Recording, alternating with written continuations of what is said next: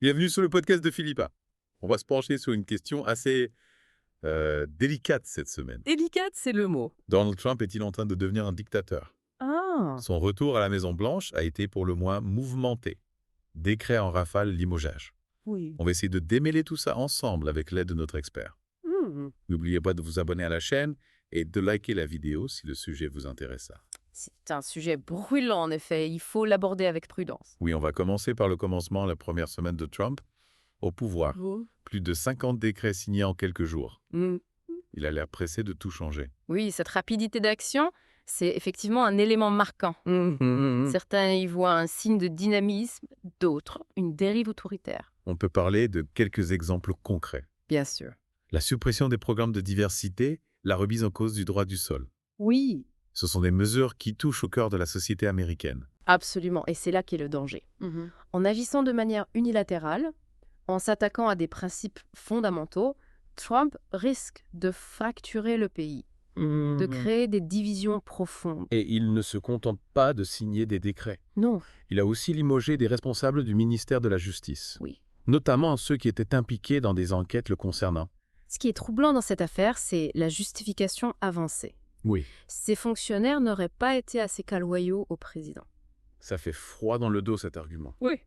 On dirait qu'il veut s'entourer uniquement de personnes totalement dévouées à sa cause, quitte à écarter tous ceux qui pourraient le contredire. C'est une attitude qui rappelle certains régimes autoritaires, Oui. où la loyauté personnelle passe avant la compétence et l'intégrité. Et puis, il y a la façon dont Trump et son équipe s'expriment. Des termes comme zone infestée par le terrorisme, des accusations de cachesse aux sorcières. Ce langage violent-clavant a pour but de créer un climat de peur, Oui. de monter les Américains les uns contre les autres. C'est une stratégie classique des leaders autoritaires. Et n'oublions pas les déportations massives. Oui, Des familles entières arrêtées, expulsées du pays. c'est vrai. Ces opérations menées avec une telle brutalité, ça soulève beaucoup de questions. Oui. On peut se demander si le but n'est pas de faire peur, de Mhm. dissuader toute opposition. Et tout ça dans un contexte déjà tendu. Oui. N'oublions pas que près de la moitié des Américains craignaient déjà que Trump ne devienne un dictateur avant même sa réélection.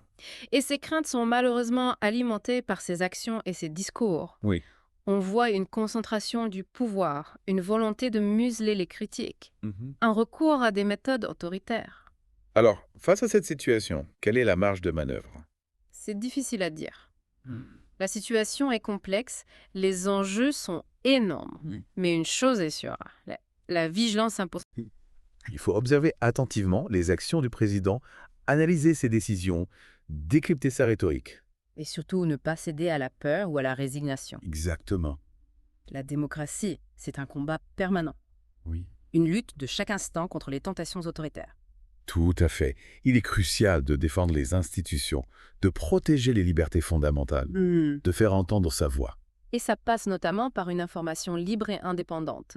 Les médias ont un rôle essentiel à jouer. Absolument, il est important de s'informer et de confronter les points de vue, de ne pas se laisser enfermer dans une vision unique du monde. Et c'est ce qu'on essaie de faire ici, sur le podcast de Philippe. Notre objectif, c'est de vous donner les clés pour comprendre le monde. Oui. Pour décrypter les enjeux, pour vous forger votre propre opinion.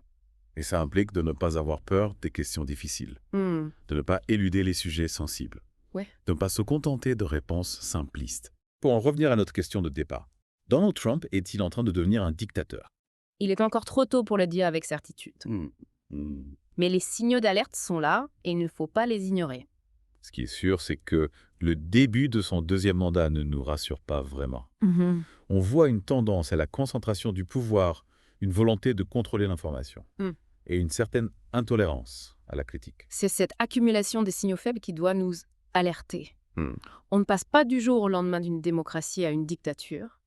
C'est un processus graduel, une érosion des normes et des contre-pouvoirs. Donc le danger, ce n'est pas forcément une prise de pouvoir brutale, mais plutôt une dérive lente et insidieuse C'est ça. qui pourrait menacer la démocratie américaine. Exactement. Et c'est pour ça qu'il faut rester vigilant. Ne pas banaliser les excès du pouvoir. Yeah. Ne pas se laisser endormir. Alors que fera? Quel est le rôle des citoyens? Le premier devoir du citoyen, c'est de s'informer, de comprendre les enjeux de ne pas se laisser manipuler. Et ensuite, comment peut-on agir concrètement? Il y a plein de façons d'agir. On peut soutenir les organisations qui défendent les droits civiques, participer à des manifestations pacifiques, interpeller nos élus, s'engager dans le débat public. Et surtout, ne pas baisser les bras. Tout à fait. La démocratie, ça se conquiert chaque jour, ça se défend sans relâche. C'est un combat permanent qui exige courage, détermination et un engagement collectif. Merci beaucoup pour vos éclaircissements. Avec plaisir. J'espère que cet épisode aura permis à nos auditeurs de mieux comprendre cette situation complexe. Oui. Et de se forger leur propre opinion. Pour ceux qui veulent aller plus loin, vous trouverez les sources dans la description de la vidéo. D'accord. Merci de nous avoir écoutés et à bientôt pour un nouveau podcast.